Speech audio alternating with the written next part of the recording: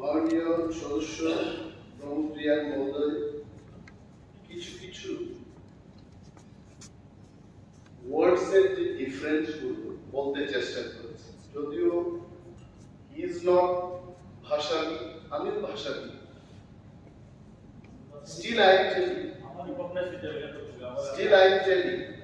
I'm not against it. আমি ওইটার বিপক্ষে বলছি না, I'm only giving little bit of,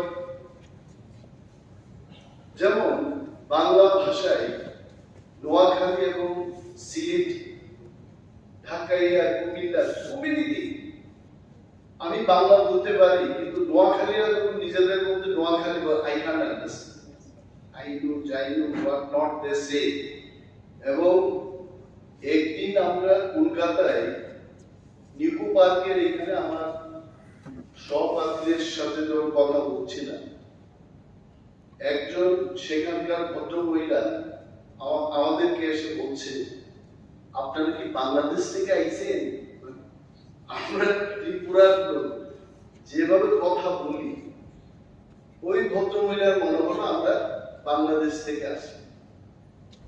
আসলে প্রমুখ বাবু যেটা বলেছেন, ডিফারেন্স টুকটাক এখানে সেখানে আছে, এবং এটাও সত্য, জমাতিয়া, দেববর্মা এর মধ্যেও অনেকটা ডিফারেন্স আছে, ত্রিপুরা, জমাতিয়া বা এই ককবরক স্পিকিং এর মধ্যে অনেক ডিফারেন্স আছে।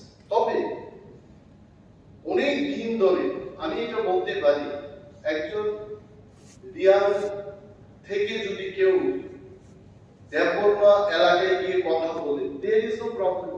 আমরা যেমন কাইসা বলি, ওনারা গেহা বলে, এবং এই যে ডিফারেন্সটা, ত্রিপুরা এখানে সঞ্জয় মালিক ত্রিপুরা আছে, মাননীয় পরিষদীয় নেতা সিপিএম দলের পক্ষ থেকে জিতেন্দ্র চৌধুরী মহোদয় আছে, উনি বলতে পারেন। আমরা যাকে চেলা বলি, অনেকে চালা বলি। তো এই ডিফারেন্সটা লিটারেচার করতে গেলে প্রতিটি ডাইলেক্টকে, প্রতিটি মানে নোয়াখালীদের আলাদা করে দিতে হবে, ঢাকাইয়া, কুমিল্লা, তাহলে আজকে বাংলা ভাষা এই জায়গায় আসতো। মাই পয়েন্ট ইজ, আমি এটার বিরোধিতা করছি, সরকার যদি পারে যে ত্রিপুরাদের আলাদা করে সমস্ত জায়গায় দেখা দেখা আছে পড়াতে পারবে, জমাতিয়াতে আই হ্যাভ নো প্রবলেম, কিন্তু এটা করতে গেলে কারণ তো ইনফ্রাস্ট্রাকচার দরকার।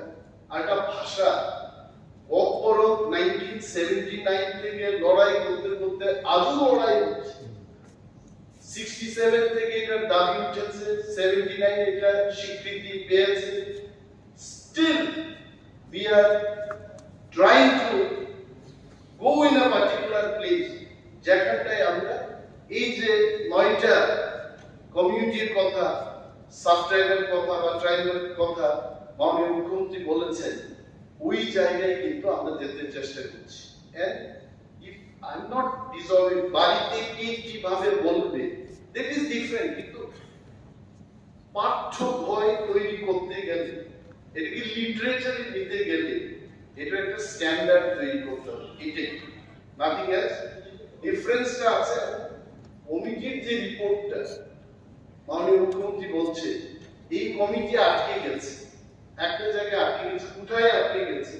দেয়ার আর সার্টেন কোয়েশ্চেন, যে কোনো জাতি, জনজাতি বা বিশেষ সমুদায়কে তার ভাষা হিসেবে তার স্বীকৃতি পেতে গেলে তার রাষ্ট্র কোথায়, তার রাজ্য কোথায়, তার উৎপত্তি স্থল কোথায়, এগুলো আসবে। একটা বাংলা ভাষা স্থান কোথায়, দেশ ছাড়া, রাজ্য ছাড়া ভাষা হয় না। ভাষা যাদের থাকে তাদের মাটির অধিকার থাকতে হবে, যে তার কোথা থেকে তার জন্ম হয়েছে।